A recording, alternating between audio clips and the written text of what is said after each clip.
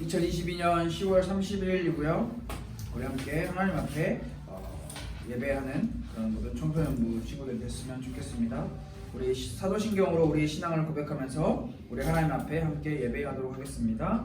전능하사 천지를 만드신 하나님 아버지를 내가 믿사오며 그 외아들 우리 주 예수 그리스도를 믿사오니 이는 성령으로 잉태하사 동정녀 마리아에게 나시고 본디오 빌라도에게 고난을 받으사 십자가에 못 박혀 죽으시고 장사한 지 사흘 만에 죽은 자 가운데서 다시 살아나시며 하늘에 오르사 전능하신 하나님 우편에 앉아 계시다가 죄로서 산자와 죽은 자를 심판하러 오시리라. 성령을 믿사오며 거룩한 공예와 성도가 서로 교통하는 것과 죄를 사하여 주시는 것과 범이 다시 사는 것과 영원히 사는 것을 믿사옵나이다. 아멘. 우리 함께 오늘 나눈 하나님의 말씀을 찾아보도록 하겠습니다. 하나님의 말씀 시편 7편입니다.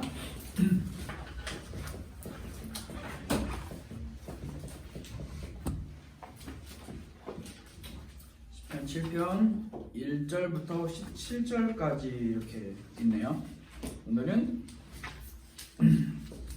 시편 7편 1절부터 17절의 말씀을 함께 나눠보도록 하겠습니다. 성경책이 있는 친구들 성경책을 찾아보시고요. 성경책이 없는 친구들은 스마트폰 어플을 통해서 찾아보세요.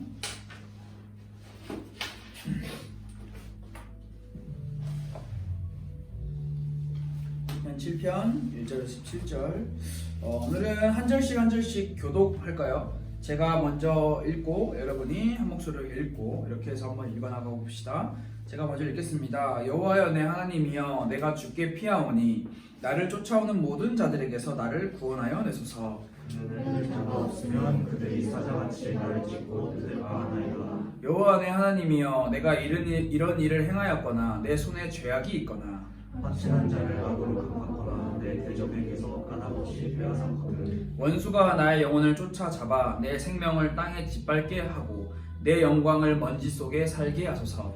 여호와여 진노로 일어나사 내 대적들의 골을 막으시며 나를 위하여 깨소서. 주께서 심판을 명령하셨나이다. 민족들의 모임이 주를 졸게 하시고 그 위 높은 자리에 돌아오소서. 여호와께서 우리에게 심판을 하셨으니 여호와여 나의 이름과 나의 성실함을 따라 나를 심판하소서. 악인의 악을 끊고 의인을 세우소서. 의로우신 하나님이 사람의 마음과 양심을 감찰하시나이다. 나의 방패는 마음이 정직한 자를 구원하시는 하나님께 있구나. 하나님은 의로우신 재판장이시며 매일 분노하시는 하나님이시로다. 사람이 회개하지 않으면 그가 그의 칼을 가시며 그의 활을 이미 당기어 예비하셨도다. 죽일 도구를 또한 예비하시며 그가 만든 화살은 불화살들이로다. 악인이 죄악을 낳으며 죄악을 배워 거짓을 낳았도다. 그가 엉덩이를 파 만들며 제가 만든 함정에 빠졌도다. 그의 죄악은 자기 머리로 돌아가고 그의 포악은 자기 정수리에 내리리로다. 내가 여호와께 그의 의를 따라 감사하며 지존하신 여호와의 이름을 찬양하리로다. 아멘. 오늘은 다윗이 어떤 상황에 처해 있나요? 읽어보면 다윗은 뭐 1절, 2절, 3절, 4절, 5절, 6절, 7절, 8절 계속해서 다윗이 하는 말을 쉽게 설명하면 이거예요. 다윗이 억울한 일을 당했습니다. 이 억울한 일을 당했는데 다윗은 이야기를 하고 있는 거예요. 나 저 사람들이 말하는 그 일 하지 않았어요. 나 정말 억울해요 라고 이야기를 하고 있어요. 누구에게? 다윗은 지금 여호와 하나님에게 다윗은 억울한 일을 당했지만 나 억울합니다. 나는 저들이 말하는 죄를 악을 행하지 않았습니다 라고 이야기를 하고 있어요. 그러면서 다윗은 굉장히 자신의 표현을 있는 그대로 표현을 하죠. 만약에 내가 저들이 말하는 저 죄를 저 악을 내가 지었으면 사자같이 내가 찢겨서 뜯겨질 것이고 내가 영원히 먼지 속에서 그러니까 진짜 그냥 죽음을 이야기하는 거거든요. 난 아무 볼품없는 그런 사람이 될 거예요. 그 정도로 여호와 하나님께 나의 억울함을 설명하고 있는 장면이 토로하고 있는 장면이에요. 근데 이제 여기서 우리는 시대적인 배경과 다윗이 왜 이런 이야기를 하는지 알 수가 없습니다. 다윗이 이런 일을 당해서 이렇게 했습니다라고 말하는 게 아니라 그냥 억울한 일을 말하고 있기 때문에. 그런데 우리가 여기서 몇 가지 성경을 살펴보면서 추측을 하면서 많은 사람들이 이제 정리의 내용들을 토대로 생각을 해볼 수 있는데요. 오늘 우리가 함께 읽은 시편 7편의 표제어 위에 가로 이렇게 쳐져 있죠. 7하고 이렇게 써져 있잖아요. 이렇게 뭐라. 거기에 이제 다윗의 뭐 시가연 뭐 이런 시가연 이런 표현들이 있는데요. 다 음악 용어인데 우리는 잘 어색하죠. 여기서 우리가 주목할 거는 베냐민인 구시. 자, 베냐민인 구시 또는 구스라고 이야기를 한다라고 해요. 자, 그런데 재밌는 게 베냐민인 구시, 베냐민인 구스라고 하는 사람도 성경에 설명이 없습니다. 설명이 없어요. 우리는 그러면 이 설명 중에서 점점 우리가 알 수 있고 이 상황을 분별할 수 있는 그런 시각을 좁혀서 좀 더 구체적으로 이렇게 찾아서 나가야겠죠. 자, 구시, 구스라고 하는 사람에 대해서는 설명은 없습니다. 그러나 이 상황은 무슨 말이냐, 무슨 상황이냐? 다윗이 현재 베냐민인 구시라고 하는 사람이 퍼뜨리고 다니는 여러 가지 말들로 인해서 억울해하고 있는 상황이고 그 억울함을 여호와 하나님께 하나님 나 억울합니다 라고 이야기를 하고 있는 상황이에요.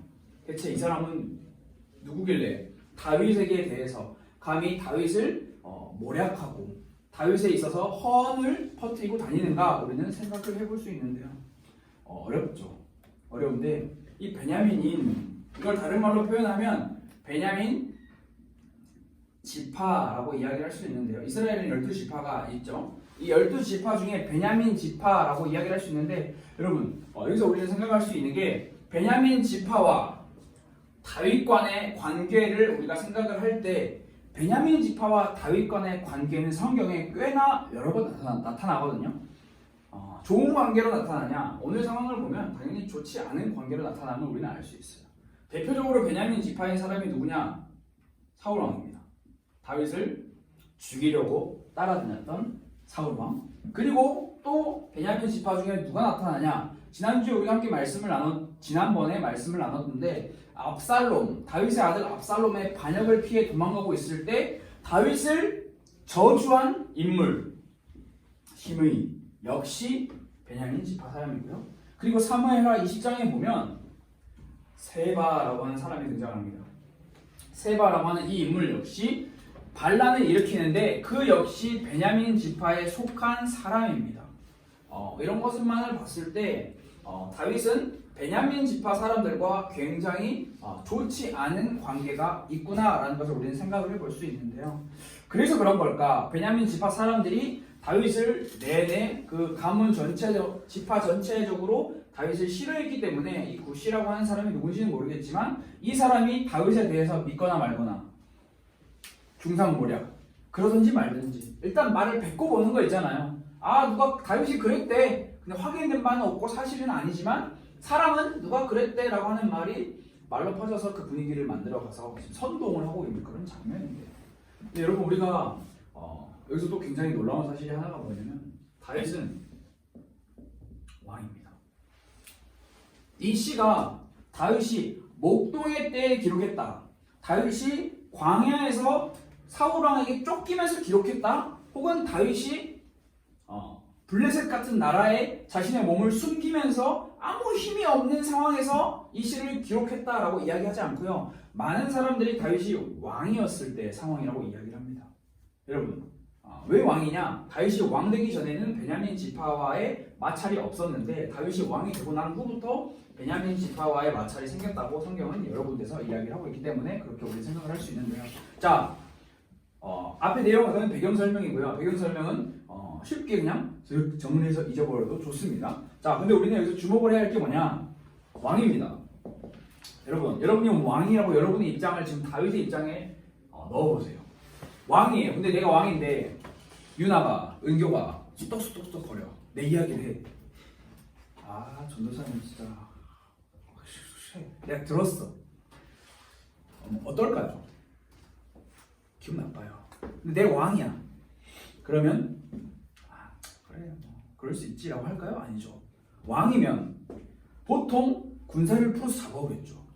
야, 잡아와라. 잡아서 어떻게 하죠? 죽여버리겠죠. 왕을 모욕했는데. 혹은 현상수배를 내걸겠죠. 아니면 소리소문 없이 왕의 친위대를 보내서 없애버리겠죠. 왕에 대한 헛소문, 왕에 대한 뜬소문, 왕에 대한 거짓 소문을 퍼뜨리고 다니는 자는 여러분 왕을 모욕하는 거기 때문에 가문이 멸해지는 벌을 받게 돼 있어요. 가문이 멸해지는, 그냥 한 사람만 죽고 끝나는 게 아니라 그 가문 1대, 2대, 3대가 다 통째로 멸해지는 게 그만큼 왕을 모욕하는 거예요. 이러한 상황 속에서 다윗은 어떻게 행동을 하고 있는지 우리는 살펴봐야 되죠. 절대적인 힘과 권력을 가지고 있는 다윗. 그러나 다윗은 왕임에도 불구하고 자기의 손으로 그들을 응징하지 않죠. 자기의 손으로 그들을 복수하지 않죠. 사울왕조차도 죽일 기회가 자그마치 2번이나 있었음에도 하나님이 기름 부어 세우신 왕이다라고 죽이지 않았고요. 시므이가 돌을 던지면서 에라 죽을 놈, 에라 썩을 놈, 나가 죽어라라고 막 욕을 퍼붓는데도 시므이를 그냥 둬라라고 이야기를 하고 갔습니다. 다윗은 그들에게 직접적으로 자기의 손으로 보복을 하지 않았어요. 다윗은 하나님께 맡겼어요. 뭐라고 하나님께 맡겼냐? 여호와 내 하나님이여, 내가 죽게 피합니다. 나를 구원해 주세요. 여러분, 계속해서 시편 속에서 이어지고 있는 개념이에요. 다윗은 도대체 왜 이렇게 바보같이, 왜 이렇게 멍청이같이, 왜 이렇게 무식한 사람처럼 이렇게 답답하게 행동을 할까? 여러분, 다른 건 없습니다. 다윗은 지난주에도 이야기했죠? 알았어요. 뭘 알았냐? 여호와 하나님이 어떤 분인지 알았다는 거예요. 이거 굉장히 큰 개념이에요, 여러분. 계속 이어지고 있는 개념이에요. 다윗이 알았던 하나님, 다윗이 알고 있었던 그 하나님은 단순히 정보적인 것이 아니라 관계적이며 경험적이며 체험적인 알다. 다윗이 알았던 하나님 어떤 분일까? 우리 시편 7편을 통해서 함께 살펴봅시다. 다윗이 알았던 하나님, 첫 번째, 의로우신 하나님. 다윗은 알았어요.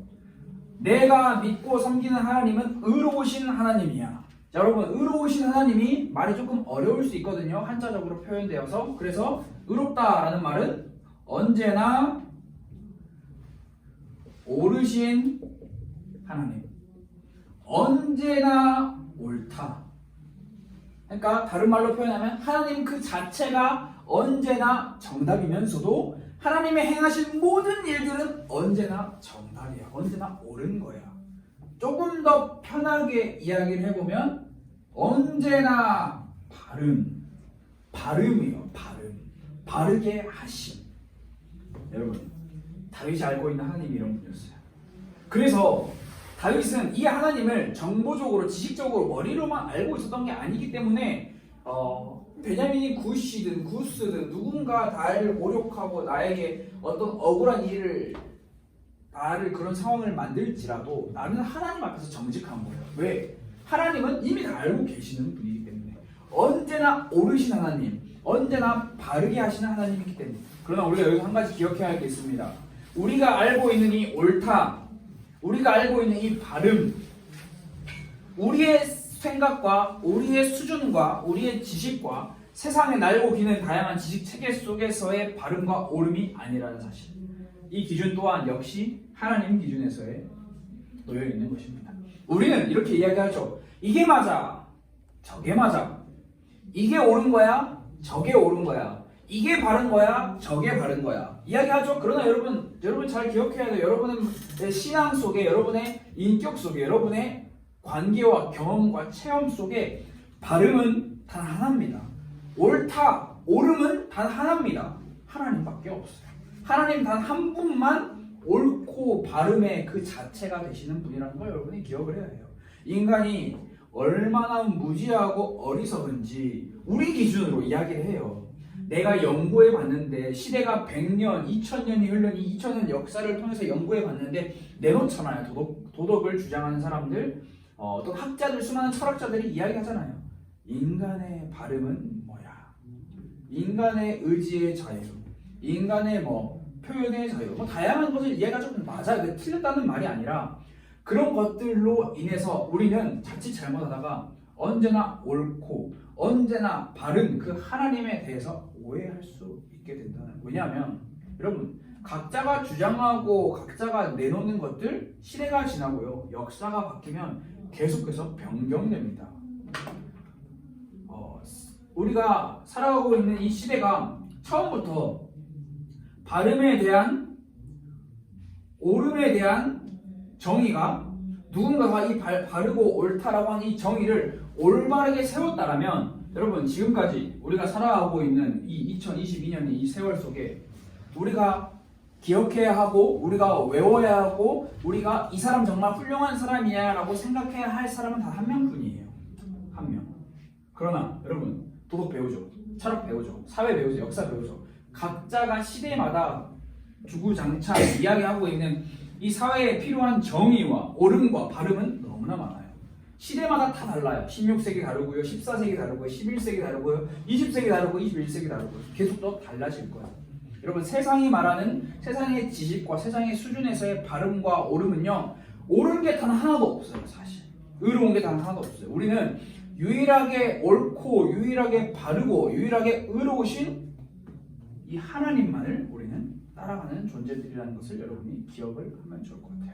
하나님은 영원전부터 영원까지 하나님의 뜻에 따라 언제나 의로우세요. 다른 말로 표현하면 언제나 옳으세요. 언제나 바르신 분이고 언제나 바르게 하시는 분이에요. 그래서 두 번째로 다윗이 알았던 하나님은 이 의롭다, 옳다, 바르다라는 것과 연결이 되어서 의로우신 재판장이신 하나님이라고 성경은 표현을 하고 있습니다. 자, 여러분 재판장 누가 훌륭한 재판장입니까? 누가 훌륭한 판사이고 누가 훌륭한 검사이고 누가 훌륭한 우리를 판단하는 사법관입니까? 우리는 생각을 해봐야겠죠. 쉽게 말하면 변하지 않는 기준을 가지고 진실과 거짓을 잘 분별하고 그에 따라 올바른 판결을 내리는 사람이 훌륭한 재판장입니다.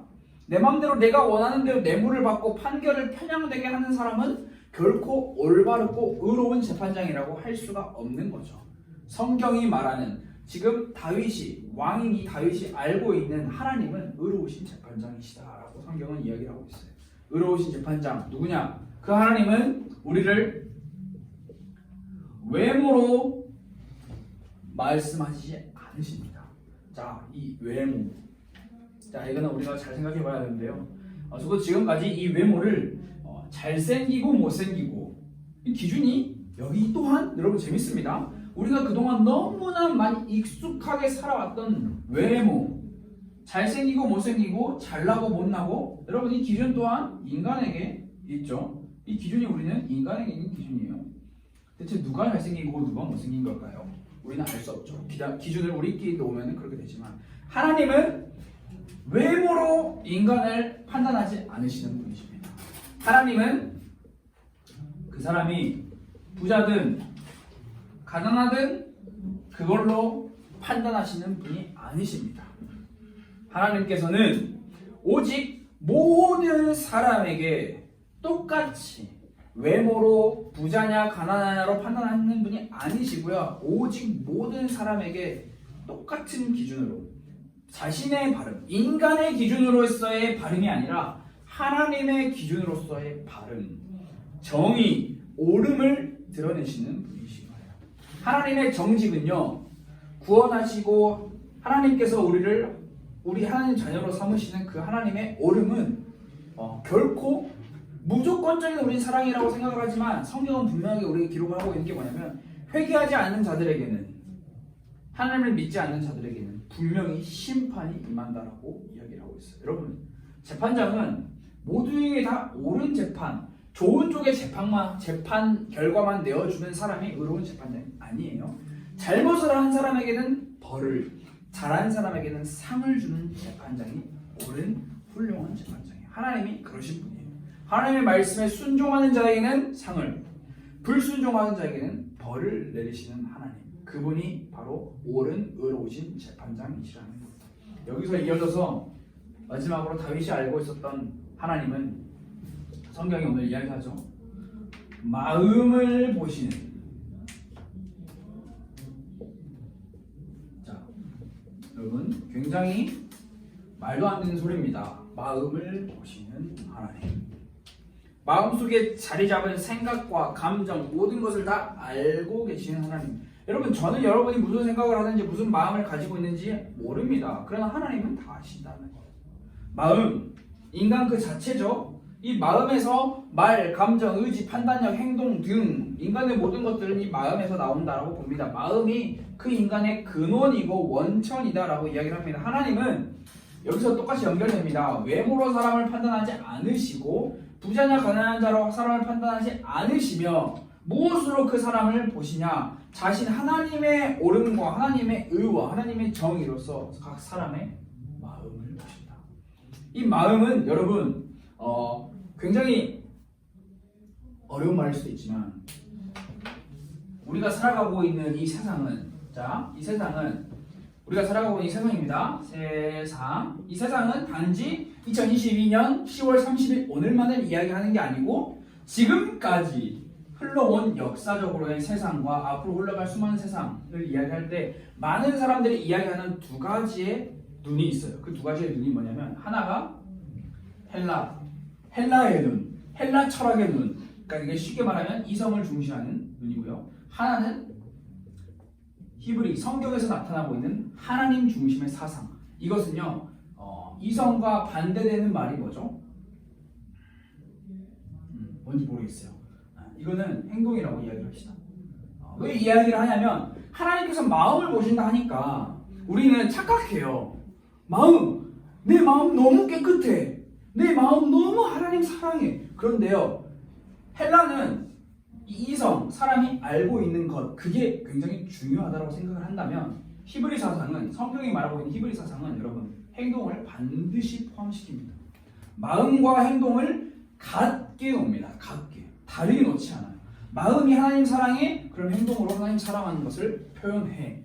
행동으로 하나님 사랑하는 걸 표현하지 않아? 그럼 너 마음으로 하나님 사랑하는 게 아니야 라고 성경은, 히브리 사상은 계속해서 우리에게 이야기를 하고 있는 거예요. 마음, 여러분 착각하면 안 돼요. 마음을 보신다 해서 마음만 갖고 내 행동, 말하는 거, 행동하는 거, 그냥 막 사는 거, 그 올바른 그리스도인의 삶이 아니라는 것을 여러분이 기억을 해야 합니다. 하나님은 모든 것을 다 알고 계세요. 무서운 말이죠. 모든 것을 다 알고 계세요. 그러나 반대로 그리스도인들에게는 굉장히 위로가 되는 말이에요.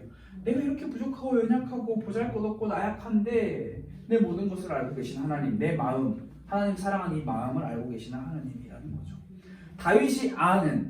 다윗이 관계 맺고 다윗이 경험하고 다윗이 체험했던 그 하나님은 의로우신 하나님이셨고요, 의로우신 재판장이셨고요, 마음을 보시는 하나님이셨다라는 것을 여러분이 기억을 해야 합니다. 다윗은 이 하나님을 이렇게 알았기 때문에 베냐민, 구시가, 사울 왕이, 시므이가, 세바라고 한 사람이 자기를 위협하고 자기를 죽이려고 득달같이 달려들어도 자기는 억울했지만 내가 진짜 그 죄를 짓지 않았기에 그들에게 자신의 권력과 자신의 힘으로 그들을 보복하고 복수하지 않았어요. 다윗은 하나님 앞에서 정직하게 살기 위해서 엄청나게 애쓴 인물이었어요. 여러분, 우리에게 이런 상황 안 올까요? 누군가 나를 험담하고 다니고, 누군가 나에게 있어서 중상모략을 펼치고, 누군가 나라는 사람을 두고 야 제가 이랬대, 야 제가 저랬대, 우리에게 억울한 상황이 안 올까요? 우리에게도 억울한 상황이 올 수 있어요. 우리에게도 그런 일들이 현실에서 우리의 일상에서 수도 없이 발생할 수 있어요. 그때 우리는 어떻게 행동해야 할까요? 내가 지금 정직한데 내가 스스로 판단할 수 있을까요? 맞아요, 할 수 있어요. 내가 입이 없어서 말을 안 하냐 판단할 수도 말할 수도 있어요. 맞고 틀림, 바르고 바르지 않음, 내가 정할 수 있어요. 내가 판단할 수 있고 내가 말할 수 있어요, 여러분. 그러나 올바른 다윗의 삶을 통해서, 다윗의 신앙을 통해서 우리는 이 내가라고 하는 이 기준, 내가 판단하고 내가 말할 수 있지만 우리는 우리의 억울함, 우리의 마음의 불만, 우리의 마음의 불평, 우리의 모든 마음의 판단, 내가라고 하는 이 주인에서 하나님이라고 하는 분에게 우리는, 성경은 의뢰한다라고 표현을 합니다. 다른 말로 표현하면 의지한다, 맡긴다. 여러분, 우리가 해결할 수 없어서 하나님께 맡기는 게 아니에요. 우리도 해결할 수 있어요. 우리도 판단할 수 있어요. 우리도 말할 수 있어요. 누가 내 뒤에서 뒷담화 하면은 그 사람 찾아가서 야 아니야 싸우고 윽박 지르고 협박하고 혹은 나도 더 많은 군중을 동원해서 걔를 생매장시키고 내가 그들보다 더 위로 올라갈 수 있어요. 그러나 여러분, 그리스도인은 세상이 우리에게 이야기하는 힘의 논리와 힘의 노력에서 그걸로 살아가는 사람들이 아니에요. 우리는 하나님을 찾고 하나님께 우리의 삶을 맡기는 사람들이에요. 그래서 거룩한 신자의, 그리스도인의 거룩한 의무는 언제나 바르시고 언제나 의로우시고 언제나 옳으신 그 하나님을 믿는 거예요. 믿기 때문에 믿음은 마음으로 믿는 것에서 끝나는 것이 아니라 그 믿음은 반드시 우리의 행동으로 나타나야 돼요. 나 하나님 믿어요 라고 하지만 가가지고 복수한다. 그건 사실 올바른 판단이 아니에요. 올바른 그리스도인의 모습이 아니에요. 우리의 일상에서 일어나는 수많은 마음속 생각과 동기, 중심 하나님이 다 아세요. 그래서 정리할 수 있죠. 자,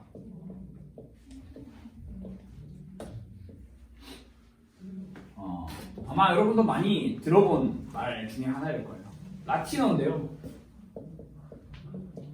호람 데오. 데오는 데오스, 하나님을 뜻하고요. 호람은 앞에서라고 하는 것을 뜻합니다. 표현하면 하나님 앞에서예요. 자, 여러분, 하나님 앞에서 이거 굉장히 핸드폰 배경화면 혹은 내 카카오톡 내 상태 메시지, 인스타 아주 기가 막힌 글 쓸 때 많이 볼 수 있습니다. 하나님 앞에서 코람데요. 여러분, 이걸 조금 더 실제적으로 표현하면 하나님이 바로 내 앞에 있는 듯이 하나님을 의식하고 정직하게 살자라는 뜻이거든요. 그런데 이거를 여러분 정보적으로 지식적으로 아는 사람들, 우리나라 기독교 인구가 몇 명일까요? 우리가 5천만 명인가요? 그러면 한 절반은 안 되겠지만 한 2천만 명 된다 합시다. 모든 그리스도인들이 알고 있어요. 하나님 앞에서 살아야 해. 하나님 앞에서 정직해야 해. 하나님 앞에서 의식하면서 살아야 해. 그러나 여러분, 체험적, 관계적, 경험적으로 아는 것, 하나님을 정말 하나님 앞에서 산다라는 걸 아는 것은 달라요. 그냥 슬로건이나 문구가 되는 정도에서 그치면 사실 우리에게 남는 것은 하나도 없는 거예요. 여러분이 하나님을 만났어요. 상상해보세요. 여러분이 하나님을 만났어.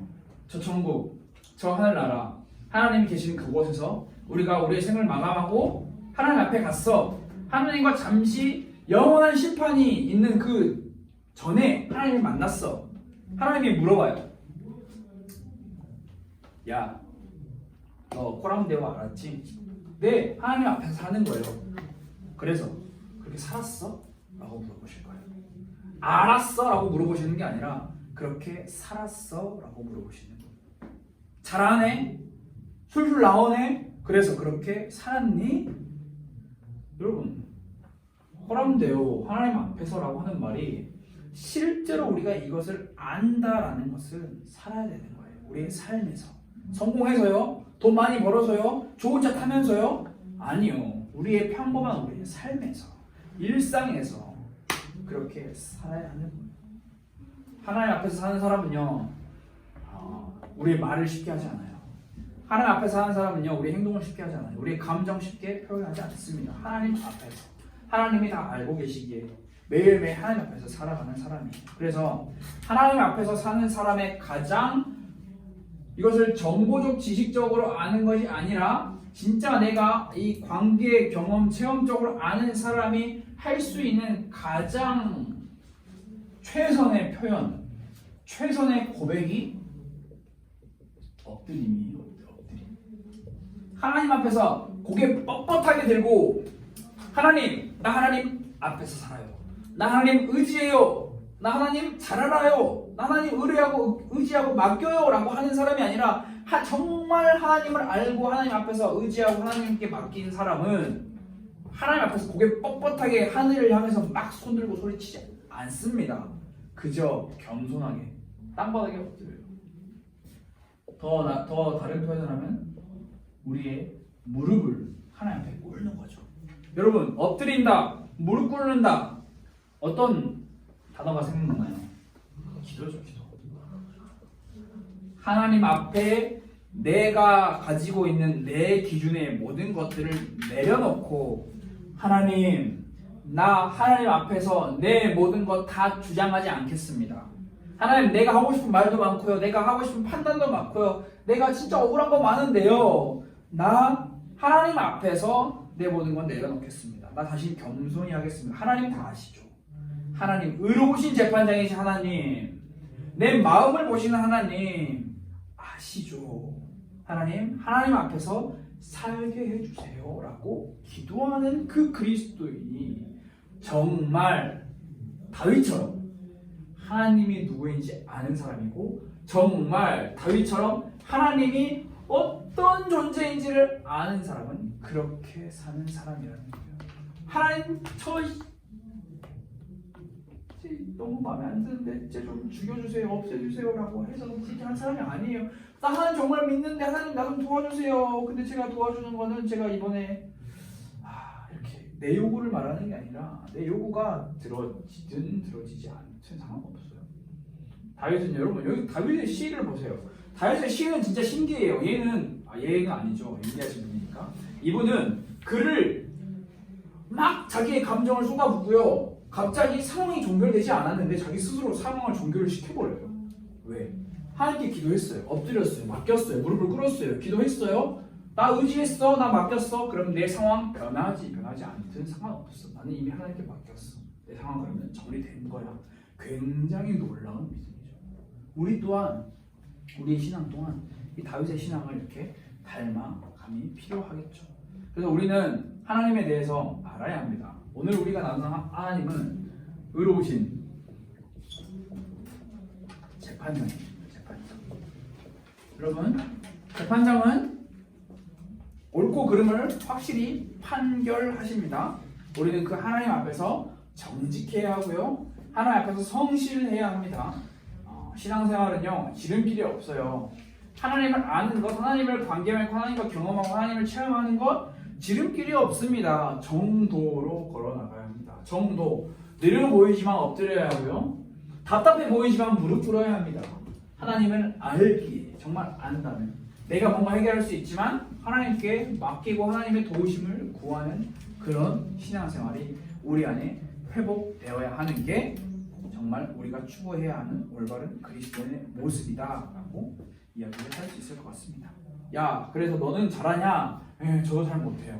그래서 우리 함께 다 같이 이 교회 공동체, 청소년부 공동체로서 중학교 1학년이든 고등학교 3학년이든 우리 선생님이든 상관없이 우리가 모두 다 같이 한 마음을 한 뜻으로 이렇게 살아보기를 원한다라는 마음으로 우리 함께 말씀을 나눈 것입니다. 여러분이 이번 주 한 주간 동안 말씀을 기억하면서 하나님 앞에서 한번 정직하게 살아보기 위해서 행동해보는 그런 시간이 되었으면 좋을 것 같아요. 시간 같이 기도하겠습니다. 하나님 아버지 감사합니다. 억울하고 힘들고 불평할 일도 많은 이 세상 속에서 살아가는 우리 모든 하나님의 자녀들, 하나님의 백성들, 세상 앞에서 판단하지 않고 내 기준으로 말하고 생각하고 의지하지 않고 의로우신 재판장이신 그 하나님 앞에서 살아가는 우리 모두가 되기를 원합니다. 하나님, 우리가 우리의 삶 가운데서 하나님과 관계 맺기를 원하고, 우리가 우리의 삶 가운데서 하나님을 경험하기를 원하고, 우리가 우리의 삶 가운데서 하나님을 체험하기를 원합니다. 그리하여 우리의 행동이, 하나님 앞에서 나아가는 행동이 무릎 꿇음과 엎드림의 행동이 우리 안에 일어날 수 있도록 주님 도와주세요. 우리는 연약하고 우리는 부족하지만 우리와 함께 하실 그 하나님을 믿으며 살아계신 예수 그리스도의 이름으로 기도드렸습니다. 아멘. 시간 주기도문으로 예배를 마치도록 하겠습니다. 하늘에 계신 우리 아버지여, 이름이 거룩히 여김을 받으시오며 나라가 임하시오며 뜻이 하늘에서 이루어진 것 같이 땅에서도 이루어집니다. 오늘 우리에게 일용할 양식을 주시옵고, 우리가 우리에게 죄 지은 자를 사하여 준 것 같이 우리 죄를 사하여 주시옵고, 우리를 시험에 들게 하지 마시옵고 다만 악에서 구하시옵소서. 나라와 권세와 영광이 아버지께 영원히 있사옵나이다. 아멘.